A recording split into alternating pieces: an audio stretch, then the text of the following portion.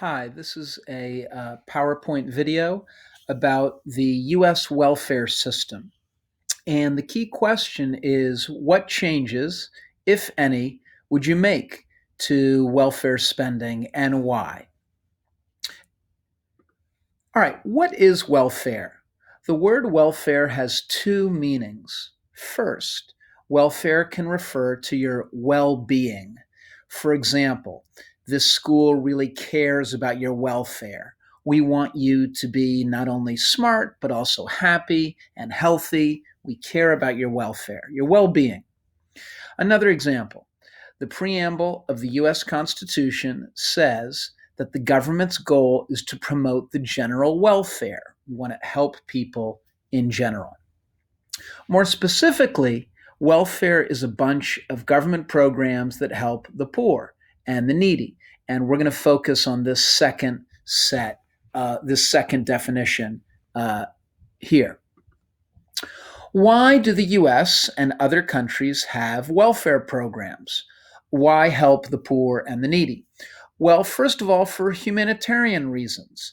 We want to help the poor, help the hungry, help the sick. Most people would agree it's the right thing to do. Also, for economic reasons.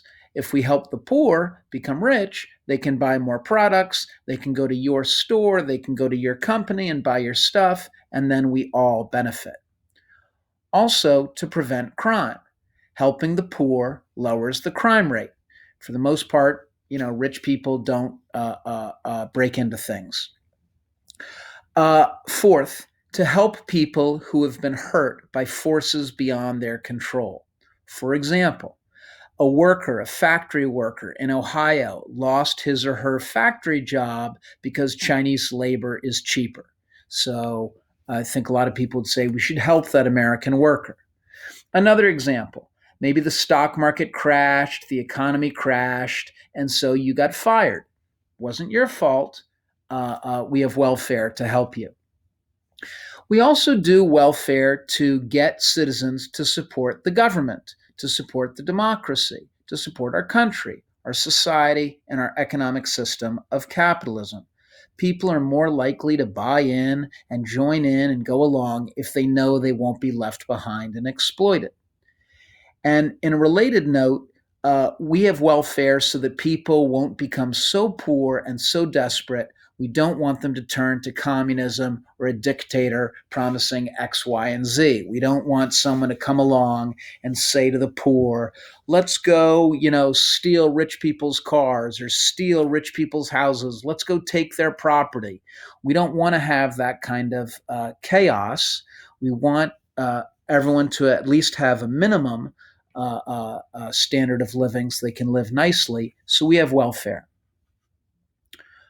Where did welfare start? Well, for thousands of years, welfare was provided by religion. For example, the Catholic Church. Christianity called on Christians to help the poor. And the church, that is the priests or the monks or the nuns, they took care of the sick and the hungry. Judaism similarly calls on Jews to give to charity. Right? It's called tzedakah. Islam similarly calls for charity. It's called zakat. It's one of the 5 duties or pillars of Islam.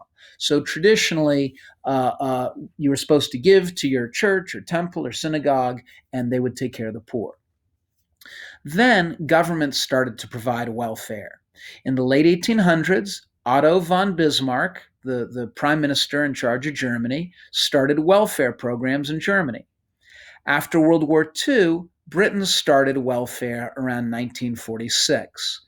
Now, all the rich nations, roughly 30 rich nations in the world, are some sort of welfare state. What is a welfare state? It's a government that offers help from birth to death, from the cradle to the grave, from the womb to the tomb. Okay, here's some examples of welfare programs. A lot of rich nations offer government-provided health insurance for the poor, for the sick, and for the elderly. Lots of governments will provide money to help the poor afford food, or government money to help the poor afford housing. Lots of countries will offer government money to help poor people afford gas for heating their home or for driving. Also, there's a lot of countries that offer government money to help poor people who've lost their jobs. We call this unemployment insurance. And government money to help old people retire. We call this Social Security. So you put all these programs together, and we say these are the programs offered by our welfare state. How does welfare work in the United States? Some programs, some welfare benefits are given by the federal national government in Washington, D.C., and some programs, some benefits are given by the state governments. Usually there's a federal minimum, what we call a floor to the benefits. In other words, the state has to give at least X dollars. States can give more than that federal minimum. They can give more than the federal floor if they want to, but not less. So, for example, Vermont, Massachusetts tend to be more liberal. They can give more money, give more of a benefit if they want to the poor people. They have to at least give more than the federal minimum or floor. Welfare is means tested. In other words, the federal or state government will look at your means, they'll look at your money, they'll look at your financial situation. And if you're below the poverty line, you get welfare benefits. In 2019, the poverty line was the following. There are actually dozens of different poverty lines. It depends on where you live, it depends on your situation. The poverty line is $12,500 a year for one person. So, for example, if you're a single adult and you earn less than $12,500 a year, you're going to qualify for poverty. Now, let's say you're a mom and you have two kids, single mom with two kids, then the welfare line would be $21,000 a year for your three-person family. So it depends. All right, we're now going to look at a bunch of different welfare programs. It's not just one program. Welfare is a bunch of different programs. First of all, Medicaid. Medicaid is federal government money and state government money for poor people to get health care. Medicaid, you can see it in the label. It's for poor people to get health care. On average, state governments spend about half of their money on Medicaid. You can see that here. If you look at Massachusetts' budget, you see the green, 54%, call it 50%, call it half. Half of the state money goes to health and human services. That's basically Medicaid. Remember, one of the problems with Medicaid is there are low reimbursement rates. So, for example, if it costs a doctor $5,000 to remove a poor person's tonsils, Medicaid might just pay that doctor $4,000. So the doctor, the hospital feel like they have lost money. So that prompts many doctors and hospitals to not accept Medicaid. So they don't give health care to poor Americans. So that can create some problems. Sometimes it's hard for poor people to get health care. For children, we have the CHIP program. This is another welfare program. CHIP stands for Child's Health Insurance Program. It's basically Medicaid for poor kids. Now, CHIP has got a problem. If you're a single mom and you work and you earn too much money to qualify for welfare, they might kick you off welfare, and so you lose Medicaid and you lose CHIP. So that poor single mom has an incentive to do what? This is known as the notch problem. If you earn a little bit too much, a little bit above the notch, you might get kicked off Medicaid and CHIP. So to solve that and to incentivize people to work, now we phase out those Medicaid and CHIP benefits slowly, gradually, so it still makes sense for someone to go out and get a job. All right, U.S. welfare programs. There are more of them. The government also gives money to poor people for food. It's called SNAP, the Supplemental Nutrition Assistance Program. So the government's going to supplement, it's going to give you more money so you can get nutrition assistance, SNAP. And single moms can get the Women, Infants, and Children program. It's called WIC. You should know that roughly 1 in 6 kids is poor in the United States. 16% of children in the US are poor. Children have the highest poverty rate of any age group. Okay, adults are working, old people get Social Security, and they get Medicare, and children have the highest poverty rate of any age group. At first, these food benefits, food money, was given in cash, but the problem with giving people straight cash was what? Then the government gave out food stamps. There were actually stamps, little coupons, and you would turn them in at the supermarket, and that would help pay for your food. That's why this food assistance is now still known as food stamps, but these days the government gives out identification cards. In 2013, about 50 million people out of 300 million Americans total got food help. It's a lot. It's about 1 in 6 Americans, about 16% of the country, got some food help. Do people get SNAP and WIC when really they should be working? In other words, how much welfare fraud is there? Are there lazy people at home living off government money when they should be out there working? Well, we've looked into this and we found that 0.09% of all food stamp money spent is fraudulently attained. So less than 1 cent per $100 is fraudulently obtained. That is, someone was lying, someone was lazy, they really should have been working. It does happen, but it's less than 1 cent per $100 spent.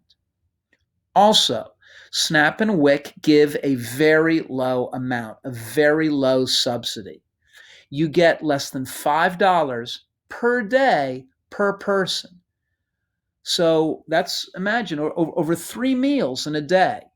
Try living off $5 per day per person over 3 meals, breakfast, lunch, and dinner. So can you live well off of SNAP and WIC? Even if you can trick the system, fool the system, be at home, be lazy, sitting on your couch when you should be working, and you're getting food stamps, you're getting government money for food, can you live a great life off of that? $5 per person per day over 3 meals. These benefits are so low that poor people often have to eat what kind of food? And then they develop what kind of health problems? Does that affect us? Does that affect other taxpayers? Yes or no? How does it affect us? So I want you to think about this. Are you in favor of spending more to help poor people with food? Or would you spend less? And why? You need to be able to evaluate the media critically. Is welfare fraud a big problem? Well, let's look at this headline. This is from Fox News. This headline says food stamp fraud, that is lying, faking, people who should be working, but they're lazy. Food stamp fraud is at an all-time high. Is it time to end the program? And it says here in the article, food stamp fraud is an all-time high. According to the Department of Agriculture, $70 million of taxpayer money was wasted in 2016 due to food stamp fraud. $70 million, that's a lot of money. It sounds like it's a big problem. Now, let's look at this headline. This is from the Washington Post. This headline says Fox News wonders whether we should cancel food stamps because of 0.09% of spending is fraudulent. Visually, it looks like this. The total spending on food stamps and SNAP and WIC is $70 billion. Out of that, a tiny, tiny sliver, 70 million, is fraud, right? People got it unfairly. They cheated the system. 70 million bucks, still too much, right? But that's just 0.09% out of the entire 70 billion spent. So, as this article says, it's not a very big amount of fraud. There's no question that fraud should be rooted out and eliminated, of course, okay? But the scale of government waste, that is $70 million, is peanuts. It's a really small amount. All right, let's look at some other welfare programs. Unemployment insurance is another welfare program. If you're unemployed, You can get government help. You can get government money for a little bit. Remember, it's funded by a 6% payroll tax paid only by the employer, only by the company. You or I, as employees, as workers, do not have to pay this tax. In Massachusetts, the unemployment benefit is a weekly check from the government. It's equal to about 50% of your average weekly wage. So let's say you make $1,000 a week. It's about $50,000 a year. You make about $1,000 a week. Your unemployment check would be about $500, about 50%. And you get that for about 7 months. In the United States, the unemployment rate is usually about 5%, roughly. So about 1 out of 20 people are getting unemployment insurance. Another welfare program is subsidized housing. It used to be known as Section 8 housing because of that part of the law, Section 8. What is subsidized housing? What is Section 8 housing? The government gives some poor people a voucher, some money that pays for all or some of their rent. And we do subsidize housing. It's designed to reduce homelessness. And I want to talk to you about homelessness. All right. So my source here is my cousin. This is my cousin, Mark. Okay. This is me. This is Rudolph. I'm taking a selfie here. I don't really know how to do that. But my cousin, Mark, is a great guy. He's very smart, went to Harvard undergrad, went to Harvard Law School, and he decided to devote his life to the homeless. And he was in charge of the homeless shelters in New York City. You know, New York's got a lot of homeless. I don't remember if Mark was in charge of the adult male shelters or the family shelters, which are the women and children. New York City basically separates them. He wasn't the commissioner of homelessness, but he was in charge of one of those groups, either the adult male shelters or the women and children shelters. I forget which. And since then, he's been running these organizations. So he's a homeless expert, and I'll tell you what he has told me.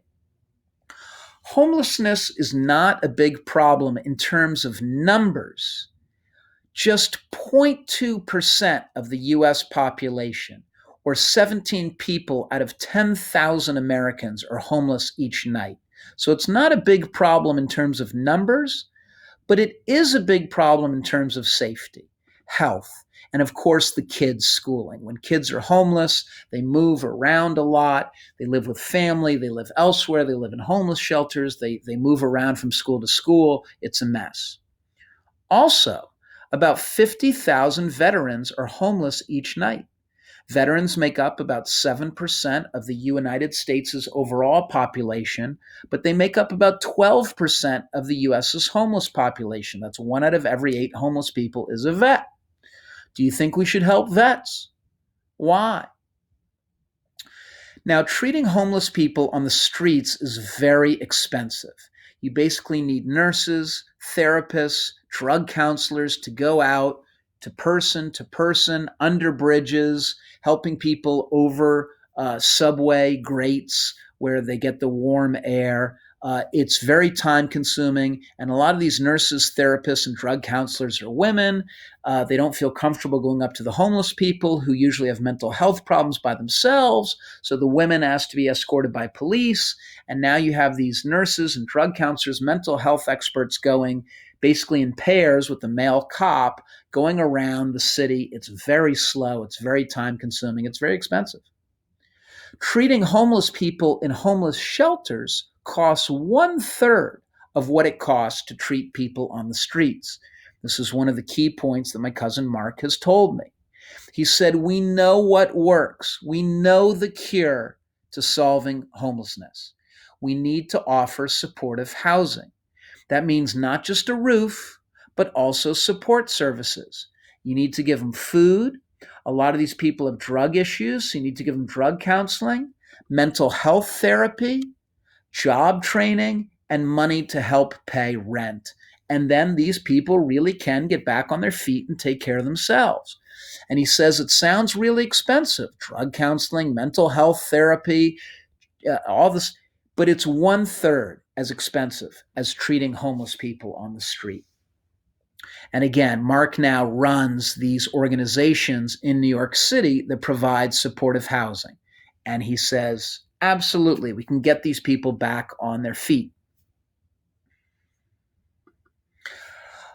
There are some more welfare programs. One of them is called Low Income Energy Assistance. And that's government money that helps the poor pay for their heating bills. That's especially needed in which part of the country and in which season? Now, let's get to the welfare program that most people think about.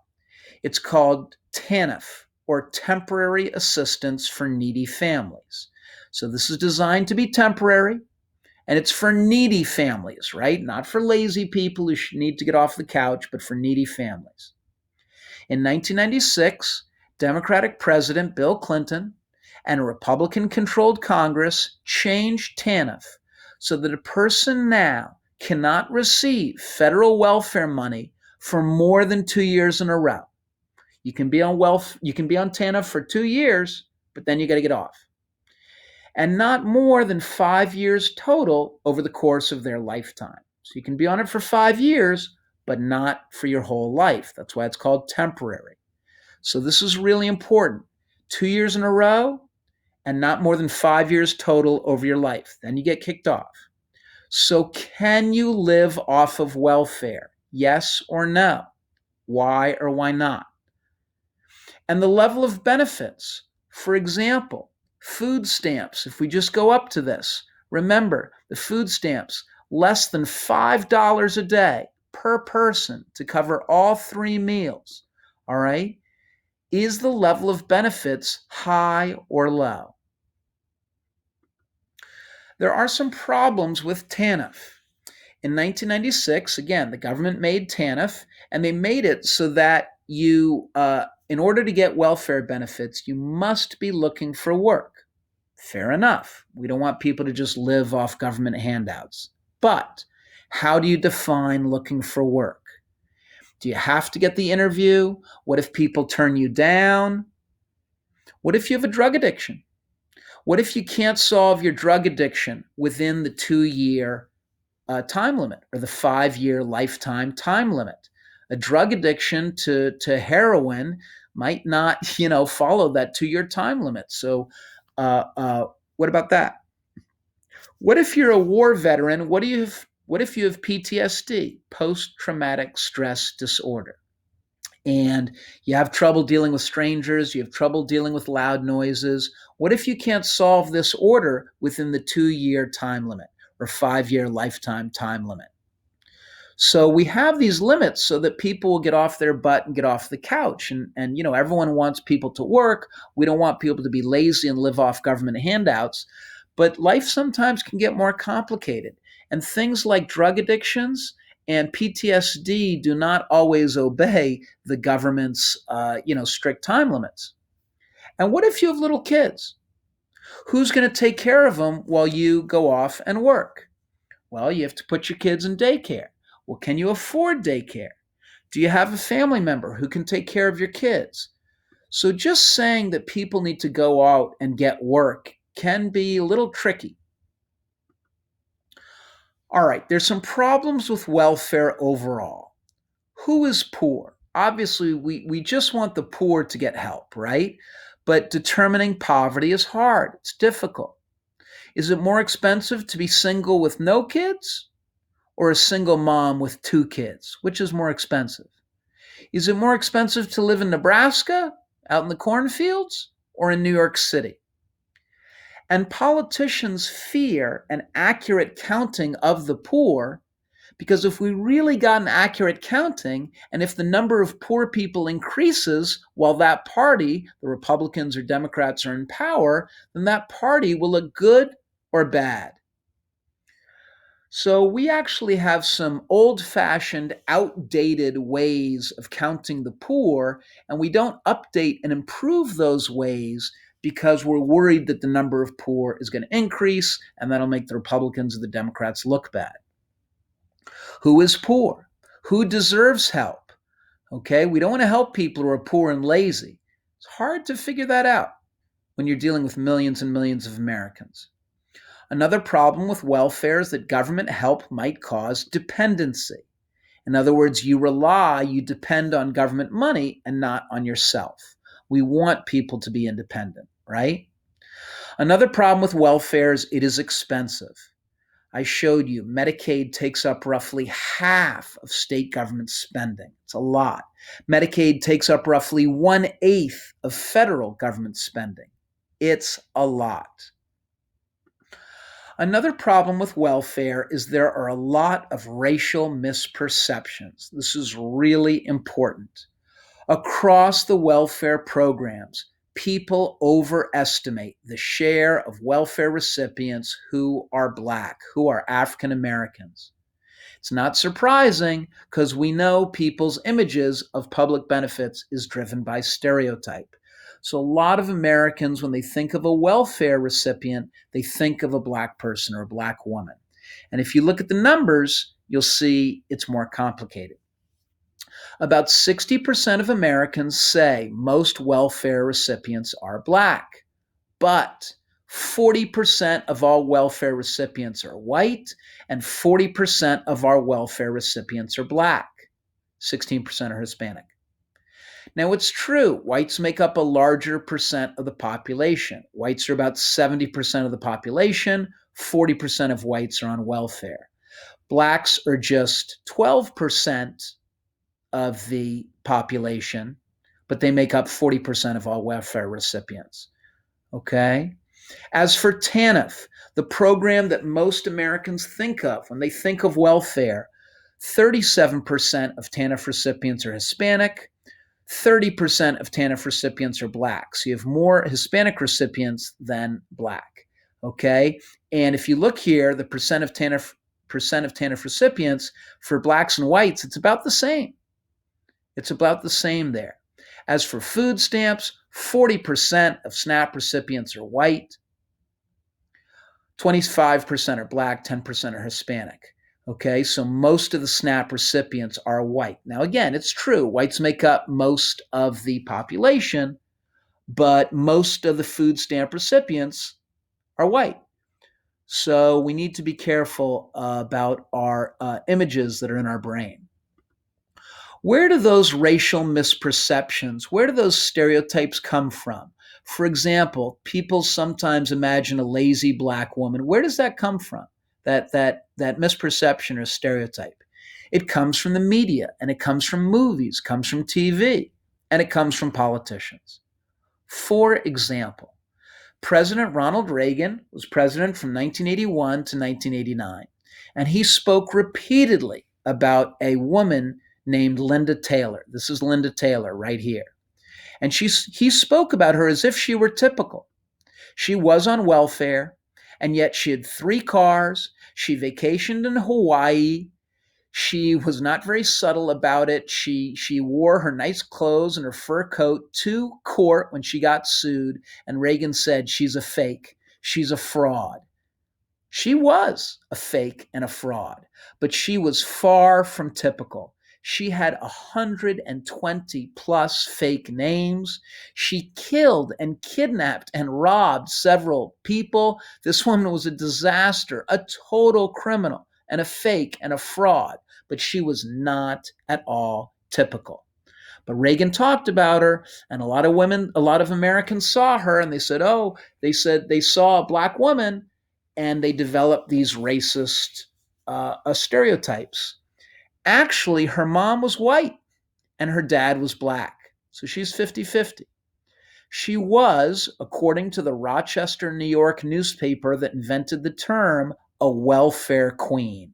And many Americans think of welfare queens as Black women. But again, she was 50% white, 50% Black. And the media, the politicians, portrayed her as Black. But when she lived in Arkansas in 1940, the U.S. Census that year classified her as white because her mom was white. But later, many racists classified her as Black to fit their racist stereotype. So we need to be careful of the images in our head. In reality, almost every American is on some sort of welfare or government help. In 2008, a survey asked whether Americans had ever used a government social program. And of those surveyed, 56%, about half, said no, they never had, never got government help. But in fact, 91.6% had. In other words, over 90% of Americans get government help. Almost all Americans will get Medicare after they're 65. Almost all Americans will get Social Security after they're 65. Social Security also includes money if you're disabled. And the federal government spends more on disability, people who are disabled, than on food stamps and TANF combined. The government also lets homeowners deduct or write off the interest on their mortgage payments. So if your parents make a $1,000 mortgage payment each month to the bank, and $500 of that is to pay back the bank loan, it's interest, your parents can write off those $500 and that will lower your taxes. It's a big tax break. That's help from the government. Many people also get student loans from the government. And of course, we all benefit from government roads and the military. So it's not just the poor who get help from the government. Over 90% of Americans are on some sort of welfare. And that's, in a sense, how it should be. The government is there to help us. There's some other issues that are really interesting to think about and important. Should ex-convicts, people who've left prison, should they get welfare? What if the ex-con murdered or raped someone and they serve their time in prison and they get out of prison? Should they get welfare benefits? Ex-convicts convicted of murder and rape sometimes qualify for SNAP, for food help. Should they? What do you think of that? What if the ex-con served a prison sentence for a non-violent marijuana crime? After they get out of prison, should they be eligible for welfare benefits? Should SNAP, should food stamps be denied to non-violent drug ex-cons? Yes or no? Why or why not? Do you think people have a right to eat? What if the ex-con has children? Are the kids hurt if the parent is denied welfare benefits after they've been in prison? Ex-convicts often, depending on the state, are not eligible for SNAP, that is food stamps, TANF, or subsidized housing. Do you think that's okay or not okay? Is it kind of double jeopardy? Are you getting that ex-con in trouble twice? They were in prison, they served their time, now they're denied these benefits. Is that kind of double jeopardy? Is it cruel and unusual punishment? Or are you okay with that? You say they broke the laws, they cannot now get government help. If an ex-con can't get hired, no one wants to hire them because they got a criminal record, and they can't get welfare benefits, how can they survive? So a lot of ex-cons turn back to doing what in order to survive? So this is kind of an interesting question that we should talk about. Should ex-convicts get welfare benefits? Which benefits? And does it depend on the crime that they did? Again, what changes, if any, would you make to welfare spending and why? Let's talk about it. I hope this was clear. If you have any questions, please let me know. Thank you.